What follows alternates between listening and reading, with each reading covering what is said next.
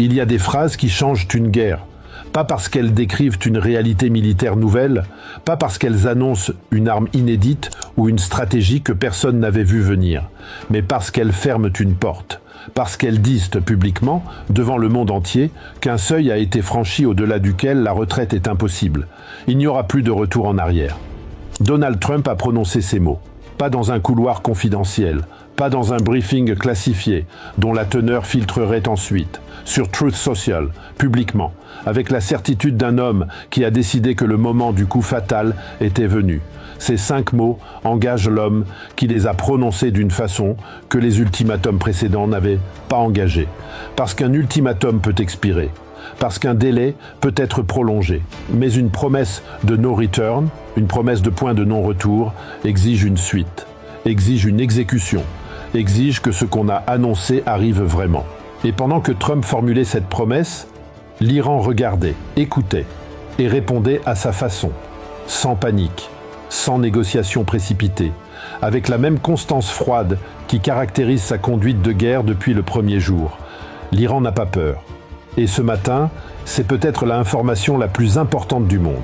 Salut à tous, je suis Olivier Dargent, analyste géopolitique et de la finance, et vous êtes sur ma chaîne YouTube. Veuillez soutenir la chaîne en vous abonnant et en activant la cloche de notification. Cela m'aide à produire davantage d'analyses qualitatives pour vous. Partagez la vidéo autour de vous et merci de l'avoir fait. On continue. Commençons par déconstruire cette phrase.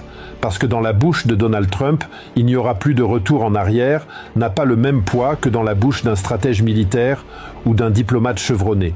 Et comprendre ce poids précis, c'est comprendre à la fois ce qu'elle promet et ce qu'elle révèle. Trump a utilisé la rhétorique du point de non-retour à plusieurs reprises dans sa carrière politique et dans ce conflit en particulier. Le 28 février, il annonçait une excursion de 4 semaines. Ensuite, un ultimatum de 48 heures. Puis 5 jours. Puis une proposition de paix rejetée. Et maintenant le coup fatal, le no return. Chaque escalade rhétorique a précédé soit une action réelle, soit un nouveau recul. Ce que les analystes de la communication politique américaine observent depuis des semaines et que le Wall Street Journal a formulé dans une note de ses correspondants à Washington, c'est que Trump utilise le langage de l'escalade maximale, non pas toujours comme annonce d'une action, mais comme test de la réaction adverse. Il monte la pression verbale pour voir si l'Iran bouge. Si l'Iran bouge, il peut présenter le mouvement comme une victoire. Si l'Iran ne bouge pas, il monte encore. Sauf que cette fois, il y a une différence structurelle avec les épisodes précédents. La phrase « il n'y aura plus de retour en arrière » est une promesse qui s'applique à lui-même autant qu'à l'Iran. Elle dit à son propre camp, à ses propres alliés, à ses propres généraux qu'il est engagé, qu'il ne peut plus reculer sans se contredire publiquement d'une façon qui dépasserait toutes les volte-face précédentes. Et c'est précisément ce qui rend ce moment différent des précédents, non pas parce que l'Iran va capituler, mais parce que Trump vient de réduire ses propres options. En annonçant qu'il n'y a plus de retour en arrière, il a éliminé pour lui-même la possibilité du recul présentable. Il reste 2 issues, l'escalade réelle, le coup fatal, ou la négociation, mais une négociation que l'Iran doit accepter en premier pour que Trump puisse la présenter comme une victoire et non comme une capitulation. L'Atlantic Council a publié cette semaine une analyse qui formule ce dilemme avec une clarté clinique. Trump s'est placé dans une situation où chaque option disponible a un coût politique majeur. Escalader signifie une guerre dont il ne contrôle pas les conséquences. Négocier signifie admettre que le coup fatal n'était pas possible. Ne rien faire signifie perdre la crédibilité de la menace pour toujours. Ce que Trump appelle le point de non-retour, ses propres conseillers l'appellent le moment le plus dangereux depuis le début du conflit. Parlons maintenant de la réalité militaire derrière l'expression « le coup fatal ». Qu'est-ce que cela signifie concrètement quand on a déjà conduit plus de 10 000 sorties aériennes, frappé plus de 2500 cibles, tué le guide suprême le premier jour et que la 4e semaine de guerre se termine sans capitulation iranienne? Qu'est-ce qu'il reste à frapper que les semaines précédentes n'ont pas déjà frappé? 3 options circulent dans les milieux de défense américains et ont été partiellement documentées par des sources proches du Pentagone citées par le Washington Post et le New York Times. Première option, les centrales électriques. C'est la menace que Trump avait déjà formulée samedi dernier, avant de reculer sous la pression des alliés européens et des monarchies du Golfe. Frapper les centrales priverait 85 millions d'Iraniens d'électricité, fermerait les hôpitaux, paralyserait les systèmes d'eau. Ce serait un acte de guerre économique total contre une population civile que le droit international humanitaire interdit explicitement et que l'Europe avait dit clairement inacceptable. Trump avait reculé une fois sur cette option, la remet-il sur la table? Deuxième option, les installations pétrolières iraniennes, et en particulier l'île de Karg, qui représente 90% des exportations pétrolières de l'Iran. Trump avait frappé les installations militaires adjacentes sans toucher le terminal lui-même. La menace de détruire le terminal pétrolier est la menace économique maximale, priver l'Iran de sa principale source de revenus souverains. Mais l'Iran a prévenu avec une cohérence remarquable. Si ses exportations pétrolières sont détruites, il détruit celles de tous ses voisins, ce qui porterait le Brent au-delà de 150 $ et précipiterait la récession mondiale que Goldman Sachs a modélisée. Troisième option, l'opération terrestre. C'est la seule option qui permettrait théoriquement d'atteindre les objectifs initiaux, neutraliser les tunnels profonds, sécuriser les sites nucléaires souterrains, produire un changement de régime, mais c'est aussi l'option que 12% des Américains soutiennent selon un sondage CNN, que Trump lui-même avait dit ne pas vouloir, que le Pentagone n'est pas prêt à exécuter sans plusieurs mois de préparation logistique supplémentaire. Ces trois options ont en commun une caractéristique qui devrait donner à réfléchir avant de parler de coup fatal. Chacune d'elles est plus risquée que ce qui a déjà été tenté. Chacune produit des conséquences économiques, diplomatiques ou militaires que les semaines précédentes n'ont pas produit, parce qu'elles avaient délibérément été évitées jusque-là. Le coup fatal n'est pas une frappe de plus dans la série. C'est une frappe qui franchit des seuils que toutes les frappes précédentes avaient contournés. Et franchir ces seuils, c'est entrer dans une catégorie de risques que même les planificateurs les plus bellicistes du Pentagone regardent avec une prudence que les déclarations présidentielles sur Truth Social ne reflètent pas. Fox News, dans un segment de cette semaine, a posé la question directement à un ancien général américain. Si le coup fatal est disponible, pourquoi ne pas l'avoir utilisé depuis le début? La réponse du général, formulée avec le détachement professionnel des militaires qui ont vu des guerres de près, dit tout. Parce que les coups fatals ont des conséquences que les coups ordinaires n'ont pas. Et que dans cette région, les conséquences se propagent dans des directions que personne ne peut contrôler entièrement. Ce que Trump appelle le coup fatal, ses généraux appellent le Pandore militaire. Maintenant, l'autre côté de cette équation. L'Iran n'a pas peur. Ce n'est pas de la propagande, ce n'est pas de la fanfaronnade révolutionnaire, c'est une réalité opérationnelle documentée par les comportements observables depuis le début du conflit. Un pays qui a peur capitalise. Un pays qui négocie depuis la peur accepte des conditions qu'il n'aurait jamais acceptées en position de force. Un pays qui a peur se tait, se replie, cherche à réduire les coûts en cédant sur l'essentiel. L'Iran continue de frapper Israël. L'Iran continue de perturber le détroit d'Ormuz. L'Iran a refusé publiquement la proposition de paix américaine en la qualifiant d'excessive. L'Iran dévoile un missile à 4000 km de portée pendant que Trump formule ses ultimatums. Et maintenant, face à la menace du coup fatal, l'Iran réaffirme qu'il ne se laissera pas faire. Ce n'est pas le comportement d'un pays en train de perdre. C'est le comportement d'un pays qui a calculé, avec la précision froide que les gardiens de la Révolution ont développée en 47 ans de préparation à ce scénario, que le rapport de force actuel lui permet de tenir. Mais pour comprendre pourquoi l'Iran n'a pas peur, il faut comprendre ce qu'il a déjà absorbé. Plus de 10 000 frappes américano-israéliennes en 4 semaines. Le guide suprême Khamenei assassiné dès le premier jour. Plus de 1500 civils tués, des quartiers entiers de Téhéran détruits, des sites nucléaires frappés, des commandants militaires éliminés, des bases des gardiens de la Révolution soufflées. Et malgré tout cela, l'État iranien fonctionne. Les gardiens de la Révolution opèrent. Les missiles continuent de partir. Les alliés régionaux se battent et la télévision d'État diffuse des analyses calmes de propositions de paix américaines jugées insuffisantes. Un pays qui absorbe ce niveau de destruction en continuant à fonctionner avec cette cohérence ne traverse pas le choc que ses adversaires espéraient produire. Il a été construit pour résister exactement à ce choc. La sénatrice Elizabeth Warren, après un briefing classifié de l'administration Trump, avait dit à ses collègues que la situation était bien pire que ce que vous pensez. Ce n'est pas le langage d'une guerre qui se termine comme prévu.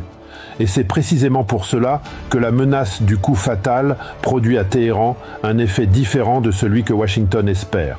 Pas la panique, pas la précipitation vers la table de négociation, mais une évaluation froide, une évaluation qui dit « Si après 10 000 frappes nous sommes toujours debout, qu'est-ce que le coup fatal peut faire de plus que nous n'avons pas déjà traversé ?»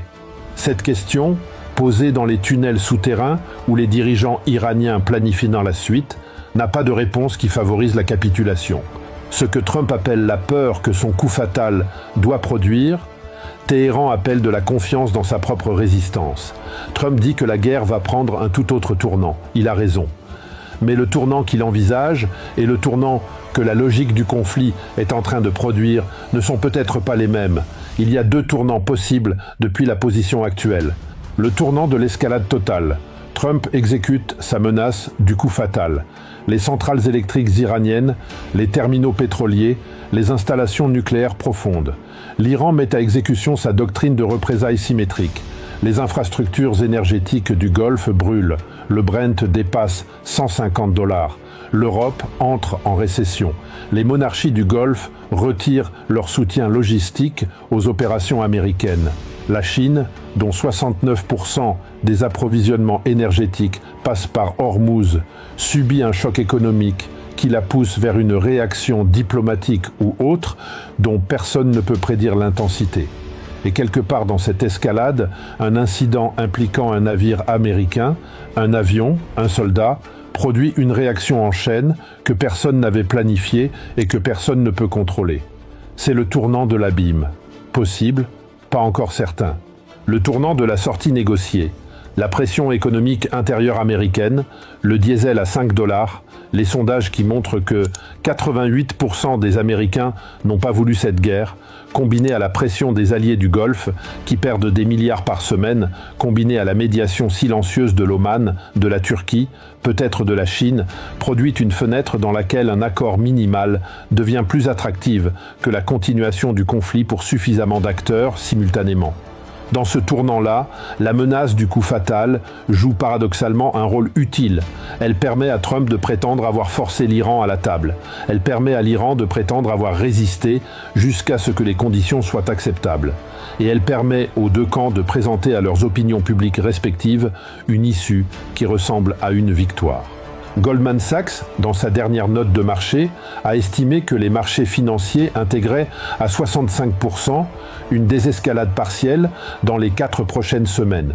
Ce chiffre ne vient pas de l'optimisme, mais de la modélisation des coûts. Quand les coûts économiques d'une guerre dépassent les bénéfices stratégiques pour suffisamment d'acteurs, les guerres s'arrêtent. Pas parce que les belligérants sont devenus sages, parce qu'ils ont fait leur comptabilité. Rand Paul, sénateur républicain, a formulé cette semaine ce que d'autres pensent sans le dire. À un moment, les marchés décident de la politique étrangère américaine plus efficacement que les généraux, parce que les marchés ne mentent pas sur les coûts réels. Le tournant annoncé par Trump est réel, mais son issue dépend moins de la volonté américaine que de la convergence de pressions économiques, diplomatiques et militaires que ni Washington ni Téhéran ne contrôlent entièrement. Ce que Trump appelle le tournant décisif, les marchés appellent la dernière chance d'éviter la récession. Sortons du cadre bilatéral États-Unis-Iran pour regarder ce conflit depuis l'altitude à laquelle ses conséquences réelles doivent être mesurées. Parce que la phrase de Trump « il n'y aura plus de retour en arrière » ne s'applique pas seulement à la relation entre Washington et Téhéran, elle s'applique à quelque chose de plus vaste et de plus durable. Elle s'applique à l'ordre mondial. Depuis le début de ce conflit, plusieurs réalités que l'ordre international d'après-guerre froide, considérées comme acquises, ont été remises en question de façon visible et documentée. La première, la supériorité militaire américaine comme garantie automatique de victoire rapide. 10 000 frappes en 4 semaines sans capitulation iranienne ont produit la démonstration empirique que la puissance de feu la plus sophistiquée du monde ne suffit pas à briser une résistance construite sur 47 ans de préparation.